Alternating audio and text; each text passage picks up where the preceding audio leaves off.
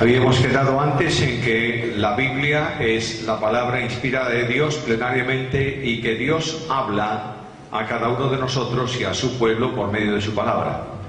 Creo que no hace falta volver a tocar ningún concepto de esos porque están claramente establecidos en la palabra. Por tanto, avanzamos hacia lo que tiene que ver con la crisis que se produce en relación con nuestra posición y la palabra. El texto que leí al principio, dice el profeta, dice Dios por medio del profeta: les escribí las grandezas de mi ley. ¿Creéis que la Biblia es la ley de Dios? ¿Seguro? ¿Creéis que es grande porque es de Dios? También. Ahora, ¿qué es lo que yo tengo que hacer con la Biblia? Puedo aceptarla sin condiciones, vincularme a ella, predicarla, estudiarla, escudriñarla, aplicarla a mi vida, o puedo mantenerla al margen de mi vida. Aquel pueblo decía: Dios la considera mi palabra, las grandezas de mi ley, las consideran como cosa extraña, es decir, cosa desconocida, cosa de poco valor, cosa sin importancia. Seguro que no hay nadie esta noche en este lugar que diga que para él la Biblia tiene poca importancia. Estoy seguro que estoy delante de un auditorio de profundos creyentes en la Biblia. ¿Auténticos? ¿Qué es la Biblia para ti? La palabra de Dios. ¿La conoces? ¿La estudias? ¿La interpretas?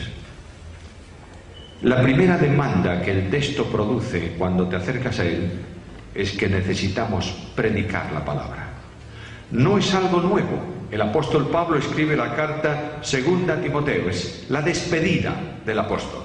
Es la despedida de su ministerio y la despedida de su amigo. Y en el capítulo 4 de esa carta segunda, versículos 1 y 2, dice a Timoteo: te encarezco delante de Dios que prediques la palabra.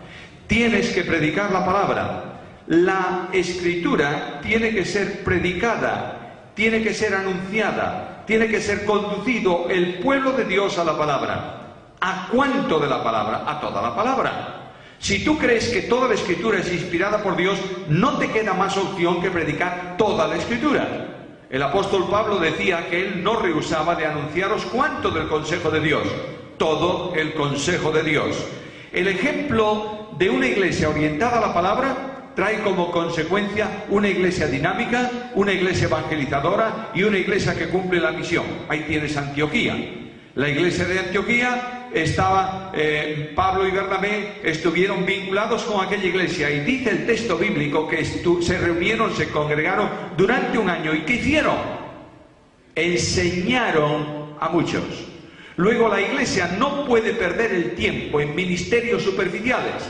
La iglesia no puede hacer perder el tiempo a los creyentes que vienen a escuchar la palabra de Dios en cosas más o menos superficiales, reiterativas una y otra vez. Hay personas que creen que la Biblia es la norma legal para la conducta y por tanto hay que utilizar permanentemente situaciones, yo diría, drásticas, exhortaciones, ¿cómo diría yo?, violentas casi frente a la congregación. Me decían hoy una frase que la aprendí en Paraguay: vamos a dar palo santo.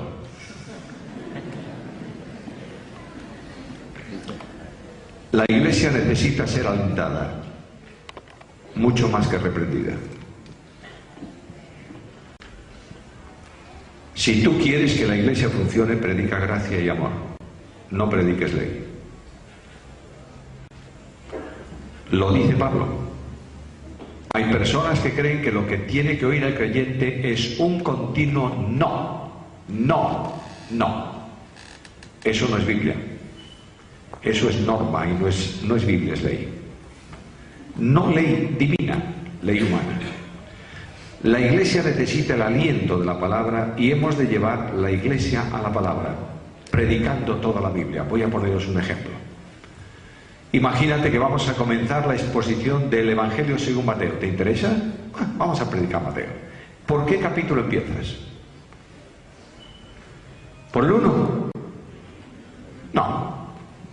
¿Qué es eso de la genealogía de Jesucristo? Eso no, vamos a empezar por el 2. Cuando tú no predicas la genealogía de Cristo, eliminas por lo menos 3 grandes cosas que necesitas para entender el Evangelio. Una de ellas es la vinculación de Cristo con los gentiles. De manera que en la genealogía de Jesucristo aparecen los nombres de 4 mujeres, ¿o no? Si tú preguntas al sector legalista qué son las características de esas mujeres, ¿sabes lo que te van a decir? Son 4 mujeres pecadoras. Betsabé, en fin, ya sabéis cuáles son los nombres, Tamar, tal. ¿Y los hombres que están en la genealogía no son pecadores? Solo esas 4. Vaya grupo de elementos que hay entre los hombres de la genealogía de Jesús. La vinculación de esas 4 mujeres es que las 4 son gentiles.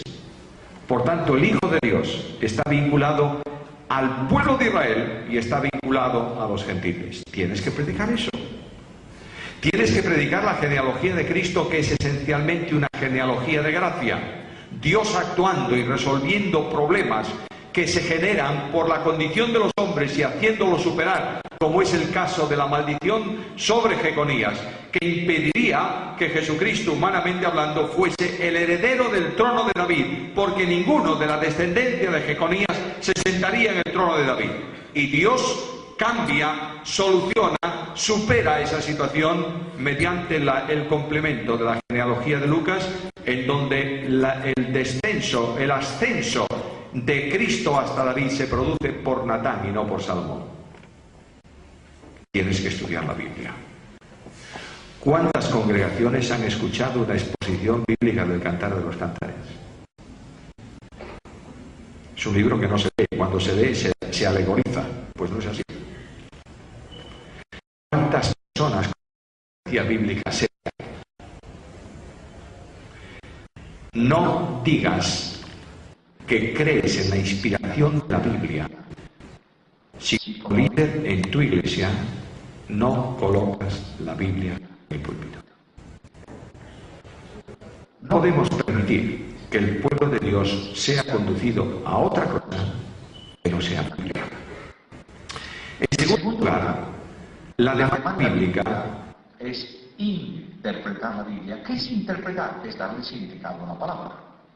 Todos los libros, toda la literatura producida en el mundo necesita una interpretación. Yo no sé si aquí en Paraguay los jóvenes leéis el Quijote. ¿Leéis el Quijote? No, que va. Hace muchos años que no se lee. Si no leéis clásicos, no tendréis idioma. Nuestros jóvenes en España están en la edad o en el tiempo de la imagen y del dedo. Creo que la próxima generación de niños que nazcan tendrán el pulgar mucho mayor que el resto de los dedos, porque están siempre con las maquinitas y con los móviles. Yo me asombro de verlo, pero no se lee en donde no hay idioma. Pero tengo que leer el libro e interpretarlo. Hay cosas que dice ahí Cervantes, por ejemplo, en ese libro, que yo tengo que preguntarme qué significa, y tengo que ir a saber el significado de aquella palabra en el tiempo que la dijo y para quién lo dijo. No hace falta ir muy lejos, no vamos a los clásicos. Los que tenéis la Biblia antigua, la Reina Valera del 25 o del 1905, hay 2 ediciones por ahí, leeréis un versículo que dice: sea vuestra conversación honesta entre los gentiles. ¿Qué es eso? ¿Qué es conversar? ¿Hablar? Pues no, señor. Significa estilo de vida. Por tanto, lo que dice el versículo en nuestra versión es: sea vuestro comportamiento honesto entre los gentiles. Tengo que preguntarme cuál es el significado de esa palabra. Por tanto, tengo que interpretar la Biblia. Ahora, cuando yo voy a interpretar la Biblia, tengo 2 problemas que tienen que ver con la crisis de doctrina y con la crisis de la Biblia. Es decir, la crisis que yo produzco frente a la Biblia. Primer problema: quitar de la Biblia lo que no me interesa. Con nuestra posición y la palabra. El texto que leí al principio, dice el profeta, dice Dios por medio del profeta: les escribí las grandezas de mi ley. ¿Creéis que la Biblia es la ley de Dios? ¿Seguro? ¿Creéis que es grande porque es de Dios? También. Ahora, ¿qué es lo que yo tengo que hacer con la Biblia? Puedo aceptarla sin condiciones, vincularme a ella, predicarla, estudiarla, escudriñarla, aplicarla a mi vida, o puedo mantenerla al margen de mi vida. Aquel pueblo decía, Dios la...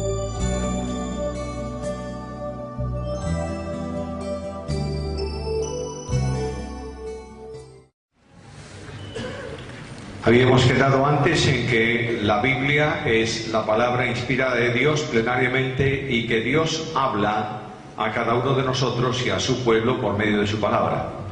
Creo que no hace falta volver a tocar ningún concepto de esos porque están claramente establecidos en la palabra. Por tanto, avanzamos hacia lo que tiene que ver con la crisis que se produce en relación